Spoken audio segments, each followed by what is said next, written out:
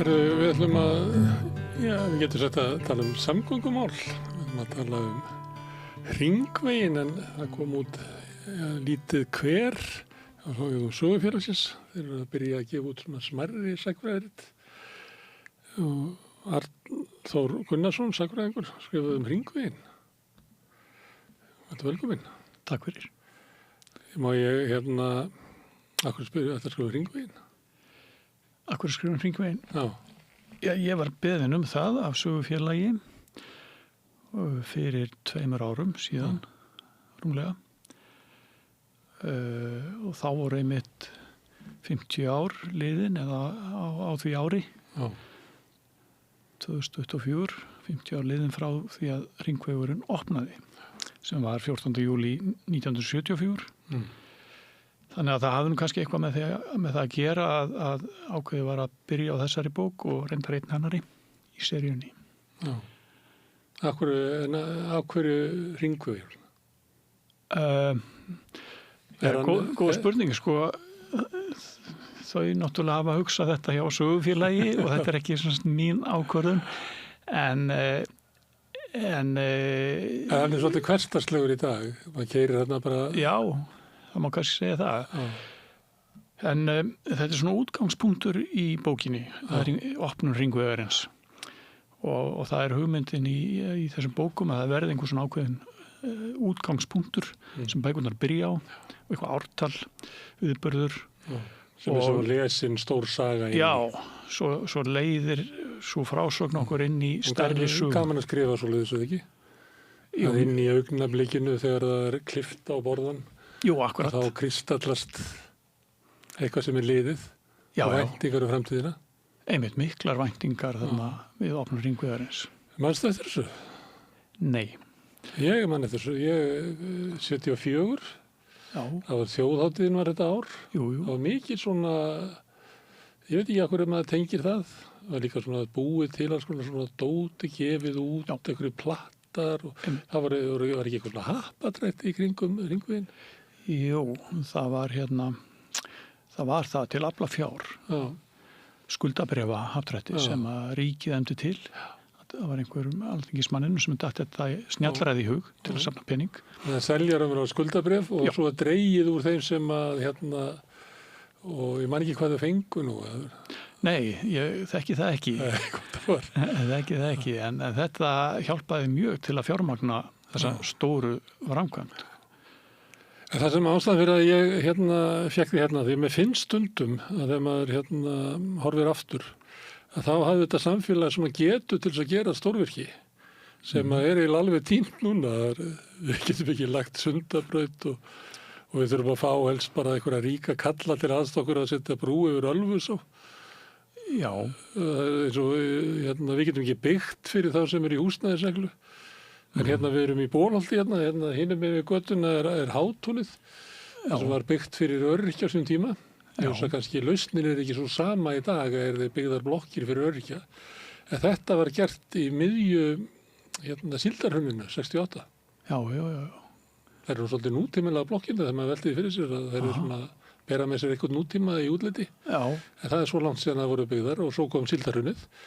En þetta tengum í hug að salta þær framkvæmdir heldur bara byggðuðum en enda. Og svo má endalaust taka dæmi þar sem einhvern veginn var miklu meiri framtakssemi í gamla daga. Já, það er kannski... Þú voru að leiðrita þetta sagnfræðingur. Já, það þurfti framtakssemi allavega í gamla daga og kannski er það einhver leiti ennþá. Við erum fámenn þjóð og í kannski frekar stóru landi. Og þannig að allir svona samfélagslegir innviðir kosta sitt og það er að mörg að hyggja jafnvel bara á samgöngusviðinu við tökum það er á landi og svo er það flugið og siglingar og allt kostaði þetta mikið á sínum tíma og tók náttúrulega þetta mjög langan tíma þannig að og var gert í svona átökum vesturfararnir gáfu Íslendingum til þess að geta stofnað einskipafélag. Einmitt. Við erum svolítið þannig Íslendingar að við fáum einhverja hugmynd og reyndum því framtak með átaki. Þekkjum þetta ennþá. Viljum hafa þetta svona. Viljum hafa þetta. Drífa sig stemmingin. Já, Þannig að Koma svo. Já, þannig að þetta nú svolítið kannski í ég veit ekki hvort ég á að segja eðli okkar en allavega menningunni að fara svona í hlutina. Hringvegur náttúrulega sérstakt hugtak hérna. Já. Ég hugsa sér til líka á Írlandi. Já. Ég hugsa það að vegurinn sem þarna, hann allavega liggur með ströndinni eða sami vegurinn, allar hringinn. Það hægt að gera kringum Írland. Já, akkurat. Og einmitt án þess að fara inn í landið og svo. Já. Það er eiginlega frekar beint í það að keyra hringinn. Já. En hann var ekki til og þessu hugmynd var ekki til. Nei, hún fæðist eiginlega ekki fyrir en á 7. áratugnum. Þá fara menn að trúa því að þetta sé gerlegt. Að brúa þessar stór ár sunnan jökla. Og það eru ekki bara stórar, það eru óþekkar. Það eru nefnilega mjög óþekkar og það var kannski stóra málið. Það eru svo ódregnarlegar, þessi jökulhlaup miklu. Og þannig að það þurfti svolítið að spá í það. Hvernig væri hægt að hanna mannverkin, þannig að þau stæðust þessi áhlaup eða... Ekki samt ekki svo mikið. Þau eiga, einhverja brýtnar eiga að gefa sig. Já, ég ætlaði einmitt að fara að nefna það að annarkvort þau stæðust á hlaupin eða að mannverkin gæfa einhvern nátt eftir bóknuðu getur við sagt á þess að brotna eða hvernig sem við lýsum því þannig að vatni flæmtist yfir varnagarða að hluta til og þá yfir sandin í staðis að það færi allt undir brúna eins og það gerir svona á venjulegum degi. Þetta er mikil verkfræðileg stúdía. Þetta er mikil verkfræðileg stúdía einmitt og byggir einmitt á verkfræðin líka jarðfræðilegum rannsóknum og það kom svolítið í hlut Sigurðar Þórarinssonar að rannsaka það og það gerðan að beiðni, ég held að nú veri bara beiðni vegagerðarinnar og svo rannsókn eða skýrsla sem hann skilaði, hún kemur út á bók Vötnin stríð. Gott eða var bara ekki þetta sama ár, 74. Stórmerkileg rannsókn og þannig að þetta byggir á miklum vísindum. En var það þannig að við höfum bara ekki þekkingu til þess að ráða því þetta verkefni fyrir en á 7. áratugnum, þess vegna var hugmyndin ekki til? Við höfum ekki þessa þekkingu, þessa vísindalegu þekkingu á náttúrunni. Þannig að tóntmál að tala um það? Tóntmál að tala um það, en við höfum heldur ekki verkværin, eða getum sagt svo, ekki vinnuvélarnar. Það er náttúrulega ekki fyrir svona á stríðsárunum seinni sem að koma svona mjög öflugt tæki til landsins. Aðalega eru það Amerikanar sem flytja þau. Við Íslendingar eignuðumst sum af þessum tækjum og mörg eftir stríð og svo enn öflugri tæki. Og þá er hægt svona að fara að beisla jökulárnar með því að byggja varnargarða, ryðja þeim upp, flýta til grjót og annað sem þurfti og byggja stór brýr. Þær voru komnar eins og Jökulsá í Lóni 1952 en hún var notabenni landföst við annan endan og það hjálpar til að byggja slíka brýr. Já, sem sagt, annar endin stendur við klett, ólíkt því sem á sér stað út á... Já, sem allt er bara út á sandinum. Allt út á sandinum og það er náttúrulega erfiðara viðfang, sko, og það reikna hlutin öðruvís út og þannig eru til dæmis Hornafjarðarfljót líka, sem er mikil fljót og þar var byggð brú 62, ég maður rétt ekki í gagni, 62-3 og svo aftur getum við nefnt aðra. Það er eitt af þessu verkefni sem hefur verið að reyna að finna einhverja til þess að reisa nýju brýrnar yfir Hornafjarðar Ós. Það gengur illa að fjármagna það eitthvað inn. Eða eru þær framkvæmdir byrjaðar? Já. Okay. Já, reyndar ekki yfir Ósinn, innar yfir fljótin, en svona eins og við segjum að því hefna Hornfirðingur beint yfir fjörðin, það er bara farið nánast beint yfir fjörðin frá sem sagt höfn, eða rétt fyrir innan höfn og svo yfir á Mýrar í stað þess að fara inn undir fjöllin og þannig að þetta mun stytta leiðina en það gengur svolítið illa að taka veginn í notkun já. En sem sagt það eru þarna brýr sem eru svona ákveðnir undanfarar eins og ég nefndi í Lóni og Hornafjarðarfljót og kannski ein til sem er svona ákveðið þrep í þessu ferli og það er brúin yfir Jökulsá á Breiðamerkursandi sem er náttúrulega í stór hættu í rauninni núna sýnir hvað þetta eru viðkvæm mannvirki, hvað landið er lífandi á þessum slóðum. Þetta byggir allt á sandi og það þykir ekkit sérlega gáfulegt að byggja á sandi en við nefnum til að gera þetta. Og þegar að brúin yfir Jökulsá á Breiðamerkursandi komin þarna 67, ég voni var rétt með það, frekar 8, að þá var í rauninni ekkit eftir til að tengja loka hringnum en að leggja veg yfir Skeiðarársand. En það var reyndar engin smá bútur sko. Og þá settur kraftur í það.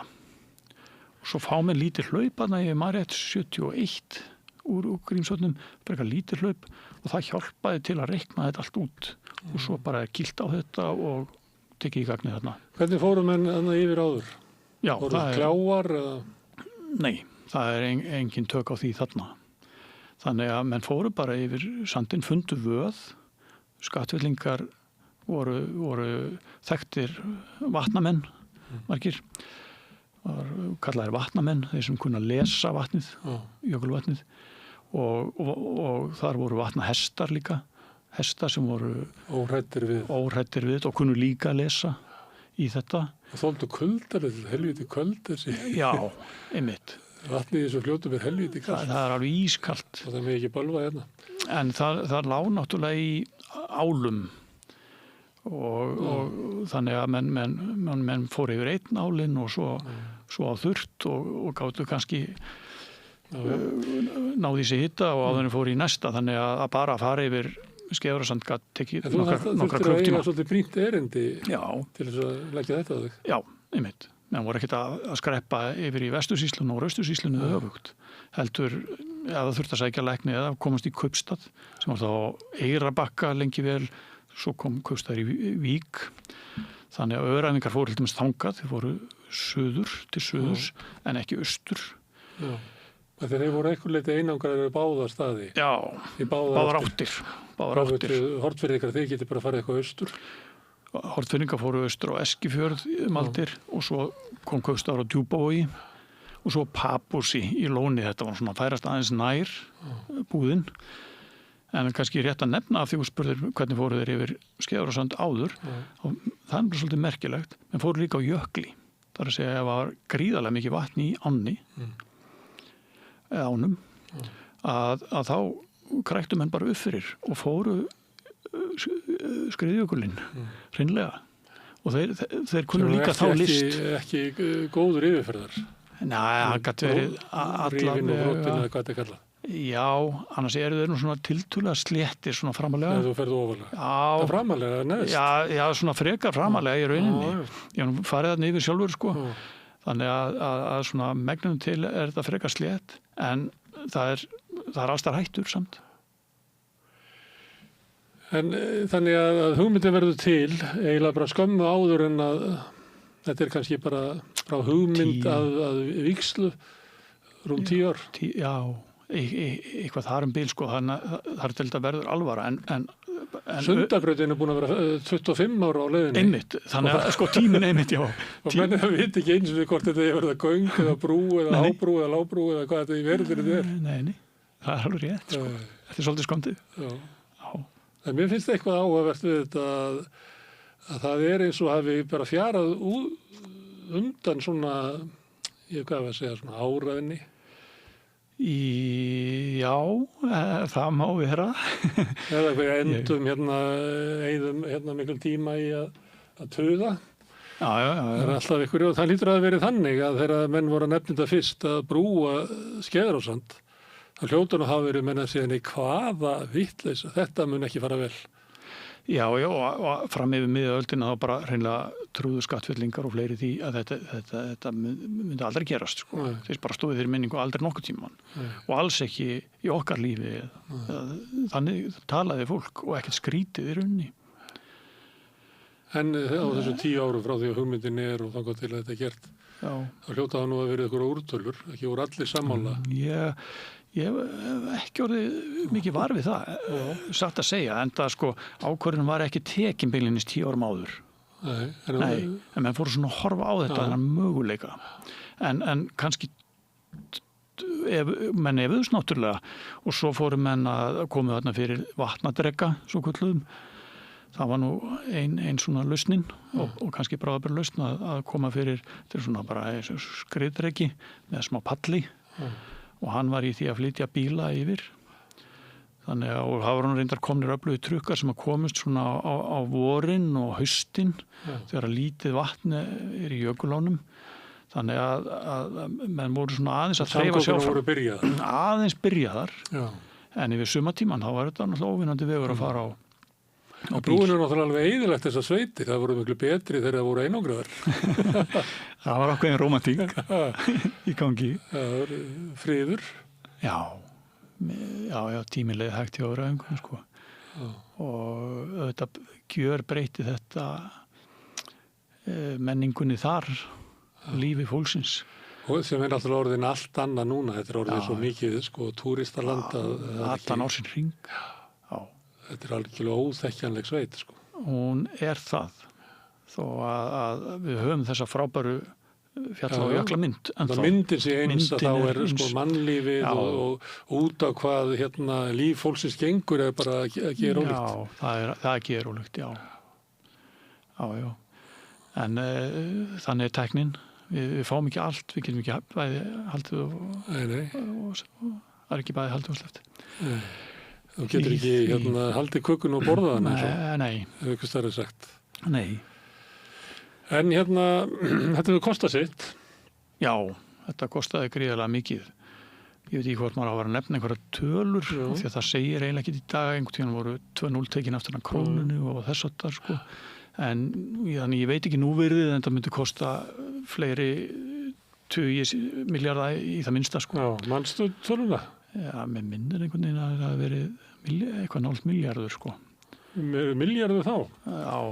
Svo í gömlum krónum? Gömlum krónum.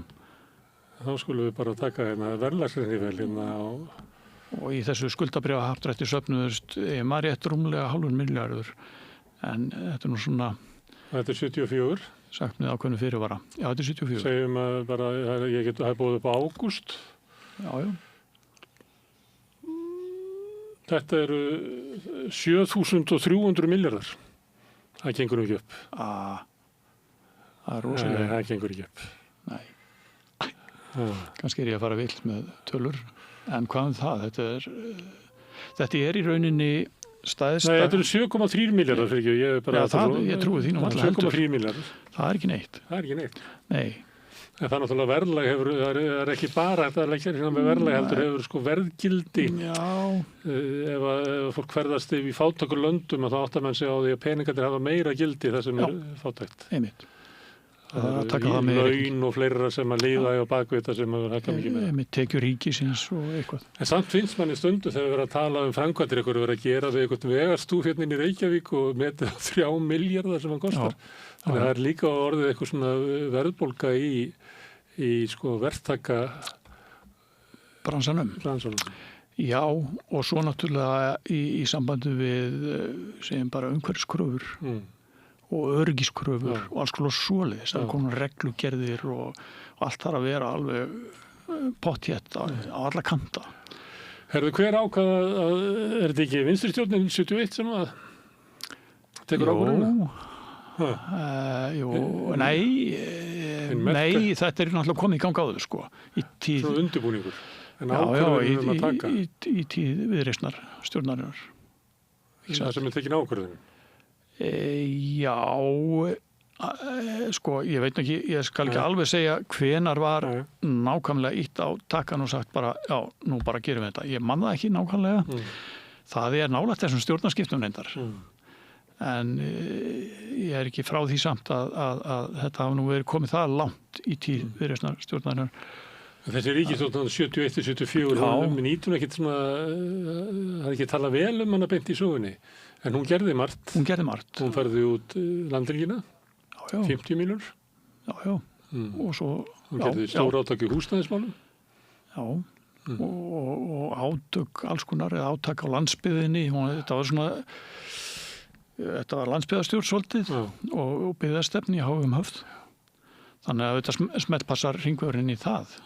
dæmi. En svona pólitískt að leggja út í svona mikla framkvæmd, þú kannast við umræðina þessum Fjarðarheiðargöng. Að þá það kosti eitthvað 60 milljarða jafnvel og hvað margir sem búa á Seyðisfirði? Það svona 900 manns tæplega og fyrir fækkandi. Ég meina, er þetta réttlætanlegt að eyða svona miklum peningum fyrir, var ekki eitthvað svona umræða að er þetta ekki ansi dýr framkvæmd þarna til þess að koma fámennum sveitum í tengsl við menninguna? Já, sko heilum landsluta. Það var meira að tala þannig að koma Austurlandi í örugt vegasamband og þá leiðin var lengri norður fyrir land, sko. Já. Hún var það. Sérstaklega fyrir þetta Suðausturland eins og Hornfirðinga, mitt fólk. En líka sunnanverða Austfirði og bara, við getum sagt, allt Austurland. Að vegasambandið sunnanlands, það var ýmsan hátt betra álitlegra bara með tillit til vetrarferðar sem var miklu stærra atriðið þá. Vegir teftust meira kannski norðan til meiri snjógangur og svo leiðis harðari vetur. Þannig að ávinningurinn, allavega það sem ég sá í mínum skoðunum á þessu ég var ekki var við neikvæðni, satt að segja. Heldur bara jákvæðni, það ákveðin bjartsýni. Svo ef að ég mann því þetta allar barsminni, ég var 13 ára þegar þetta var, þannig þetta svona eitthvað rúmlega barsminni, að þá minnir mig að þessu hefði líka fyllt svona jákvæðna því leiti að fólk flyktist út á hringveginn í svona sumarleyfi. Og það var að keyra hringveginn var allt í það ekt. Og ég held að Íslendingar hafi ferðast innanlands þetta árið og næsta ára á eftir. Já, næstu ára á eftir, einmitt. Eru þið búin að fara hringinn við vorum í sumar, eitthvað svona samtal, sko. Ég leik mér aðeins með þetta einmitt í bókinni. Þannig að sú stemming var líka fyrir hendi, sko. Þannig að bendi til svona jákvæðni. Já, það gerir það, sko. Þarna fekk fólk kannski möguleika á því að heimsækja ættingja austur á landi eða fara austur á Hérað, sko, Hallormsstað, sko, tjalda þar. Annað í þessu sem maður kannski þarf að horfa til líka er bílaeign. Hún var að verða mjög algeng á þessum tíma. 10 árum áður var staðan allt öðruvísi. Þannig við erum laus við þessu höft, það er meiri innflutningur og fjölskyldubíllinn er bara orðið svona normal. Og þannig að þannig gat það var að sitja krakkan í aftursætið og keyra á stað, sko. Þetta var auðvitað nýtt, reykt í framsætinu, já. Og bílarnir ekkert sérlega þéttir, sem ekki rík, ekki bundið slitla bara til Keflavíkur. Já, það var ekkert öðruvísi. Það enda bara, það var bara ekkert. Bundið slitla. Nei, það var nánast ekki neitt. Og með þess að því ég byrjaði að keyra, sko, að þá keyrði maður á malavegi mikið til milli Hafnar og Reykjavíkur. Já. Þannig að þetta, ég veit ekki hvort að fólk á kannski okkar aldrei hefur minningar þessar ferðir. Þær voru, ég veit ekki hvort að fólk myndi láta bjóða sér þetta í dag. Ég veit það ekki að það af því að við höfum það svo gott í nútímanum en við höfum ekki þann samanburð þá. Þannig að þetta var nú alltaf einhver spenna á tillökun í kringum svona ferðalög, fannst mér. Varst þú fenginn í þetta því þú hortverðingur? Já, við vorum eiginlega að spyrja þau hjá sögufélagi, sko. En það var þó nefnt við mig svona þegar ég var að hugsa málið að ég væri nú hortverðingur, austurskatfellingur og hefði þessa tengingu. Þannig að kannski skipti það einhverju smá máli. Ég var líka búin að skrifa sögu Hafnar í Hortnaverði fyrir bæjarfélagið, að vísu fyrir löngu síðan. Þar koma samgöngumál náttúrulega mikið við sögu af því að þau hafa skipt austurskatfellinga miklu máli. Það breytir öllu þessi. Já, einmitt. Já, það gerði það. Ég meina, Ísland var náttúrulega á hraðri leiðin í nútíman og komið svo sem inn í nútíman og nútíminn, hann kallar alltaf á öruggari og skilvirkari samgöngur, bara stöðugt og við þekkjum þetta ennþá og þannig að ef að Höfn og þessi staðir á sunnanverðum Austfjörðum átt að vera lífvænlegir, átt að vera framtíðar að þá þurfti þessa tengingu. Annars var það bara flugið, eða ekkert bara flugið, auðvitað flugið var frábært og sinn hátt. Svona skipasiglingar sem voru meiri þá en nú. Já, virkilega. Það voru strandsiglingarnar alveg í fullu gildi ennþá, en þar voru á þessum tíma, það voru fyrst og fremst vöruflutningar að farþegaflutninga með skipum voru nú einmitt að leggist á svona 7. áratugnum. Já, Esjan og svona Já. Voru farþega klefar ykkurir? Já. Ekki mikið, eða það svona, Esjan var ekki beint farþegaskip af hvort tvekja?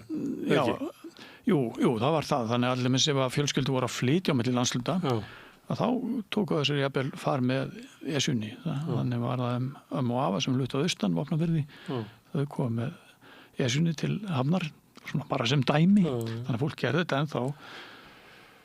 Stundum var sagt þarna á þessum tíma, nú ég ennþá að fletta upp í bassmenninu, að þegar það var reist brú að einhverju einangræður sveit, að þá var það fyrsta sem kom yfir rúna var fólkið að flytja suður. Já, það nú þetta sko. Þetta var ekki til þess að fjölgaði fólki, það ekki fyrir kannski á síðari árum sem að sko fólksfækkunin hefur stoppað, örglega í Örvarsveit og ég veit ekki með Höfn. Já, það er aðeins fjölgað undanfarin ár. Ég held að sé víðast land sem að fólksfækkun landsbyggðarinnar, hún hætti fyrir svona 10 árum síðan. Já, ferðamennskan held ég hafi gert þarna mjög mikið sko eftir Eyjafjallajökulsgosið að það var náttúrulega þessi sprengja í ferðamennsku og allt árið meira og minna, þannig að gerir sveitir jafnvel, lífanlegar, fólk hatt snúið sér að þessari atvinnu, jafnvel að fullum krafti. Þannig að þetta er ekki smá innspýting í rauninni í landsbyggðina. Sérstaklega þetta svæði. Þessi lína frá Reykjavík að Jökulsárlóni. Já. Þarna keyra menn á milli eins og ekkert sé. Þarna fer bara 70% af túrismannum á Íslandi held ég farið þarna eftir. Já. Það er ekki smáræði. Þannig að en svona að því myndust á skipin einmitt að það er svolítið skemmtilegt að fyrsti hringvegurinn, við getum sagt umhverfis Ísland, var sjóvegurinn og sem kom einmitt með þessum strandflutningarskipum þegar að strandferðarskipin fara að ganga hringinn sem er svona undir lok 19. aldar kannski 1875, 80, 90, þetta er festa síðast á þessum tíma, þá er komið hringvegur, sjóvegur. Og sem að tengir fjarlægðri byggðir. Tengir fjarlægðri byggðir. Og breytir Íslandi samskipti sem hafa verið. Nákvæmlega, það voru að spretta upp með frá ströndinni, svona sjávarþorp lítil. Það verið að gefa leyfi til að reka verslun hér og þar og alls konar víkum og vógum og strandferðarskipin þau nærðu sjávarútvegurinn að byggjast upp einmitt. Það þurfti að afla fiskjar í framleiðslu og þannig kom það til sko. En svo þegar samgöngur eflast á landi smá saman, það kemur fram á 20. öldina að þá fer svona aðeins að fjara undan strandbyggðinni. Þannig að þetta er þróunin sko. Þetta hangir allt svo mikið saman sem sagt byggðaþróunin og samgöngusagan. Vil gleymast að hafið var ég segi ekki hraðbraut en samgöngubraut. Já, þegar að vélskip eru komin til söguna þá var þetta að vera með tímaáætlun sem var ekki hægt meðan seglin voru notuð af því að það var erfitt að reikna það út hvernig vindar blésu og svoleiðis. Engir vítar kannski við ströndina heldur. En þannig að þegar vitarnir eru komnir og vélskipin, strandflutningaskip með vél, að þá var þetta bara, þá kom tímatabla og þetta gerði náttúrulega viðskipti allan rekstur betri, fólk fekk atvinnu. Þannig er það að breytast. Herðu, gaman að fá þig, Arþór, að spjalla hringveginn sem að skiptir miklu máli. Þegar hann kom og þessi stemming sem að þú varst að lýsa, ég man alveg eftir henni. Þetta tengdist einhvern veginn. Það var svona, ég held þetta sé á bakvið svona söguskilning, svolítið svona sjálfstæðisbaráttunar. Var að Íslendingar næðu sko tökum á eigin málum og ef við næðu auðlindum hafsins undir sig, þannig að þær færi ekki til austurstrandar Englands eða Þýskalands eða í Baskalönd, að þá gætu við auðvitað lyft Íslandi upp og gert það að svona nútímalegu landi. Ég held að hringvegurinn sé stór hluti af þessari svona hugmynd. Já, þetta hangir alveg saman og þetta sko baráttan fyrir landhelgisstríðin. Hvernig síðasta, ekki 76 sem við færum út, sem því líkur öllu saman, sko. 2 árum eftir að hringvegurinn tekin í gagnið. Þannig að þetta hangir algjörlega saman, sko. Það er hvort að við getum mótað gott mannlíf á Íslandi. Einmitt. Landhelgisstríðin eru náttúrulega stæðsta sjálfstæðisbaráttan. Já, það er ekki peksið við Dani, það er náttúrulega það að ná undir Ísland auðlundum hafsins, sem er lykilinn að því að setja að lifa af í þessu, annars er þetta bara útnári. Já, og nú erum við sumir hræddir að við getum mist þessa auðlind og tökin á henni. Sumir segja að við mistum þetta í hendurnar að örfáum fjölskyldum. Svo má segja það. Þeir sem háðu, eins og Guðmundur kennist þess, sem háði stríðin, hann kvartaði yfir þessu. Ég var ekki að heyja þetta til þess að þessu örfáu fjölskyldur eignist þetta. Ég tilheyri einni af þessum fjölskyldum. Þannig bara svo við það. Það verður fyrir dýpri það. En þannig er það, ég bara fættur inn í það. Já, svona er þetta bara. Herðu, gaman að fá þið að tala hringveginn. Takk fyrir mig og gaman að fá að koma. Herðu, þá snúum við okkur að næsta efni hérna við rauðaborðið. Við erum alltaf að reyna að skilja heiminn og samfélagið og okkur sjálf. Við skulum heyra hvað er næsta dagskrá. Frjáls fjölmiðlun á í vök að verjast, allstaðar, ekki bara á Íslandi. Peningavaldið og sterku hagsmunaöflin eiga greiðan aðgang að stjórnvaldi og fjölmiðlum og eiga jafnvel sína eigin fjölmiðla. Þess vegna er samstöðin svo mikilvæg. Hér er pláss fyrir alla raddir, málin eru krufin til mergjar og samtölin eru stór og innihaldsrík. Samstöðin er mikilvægt lýðræðistæki. Ég heiti Kristín Helga Gunnarsdóttir og ég styð samstöðina. Ódýr og öflugur miðill, 40.000 manns sjá eða heyra þætti samstöðvarinnar í hverri viku. Ef þú vilt auglýsa, sendu póst á samstöðin@samstöðin.is.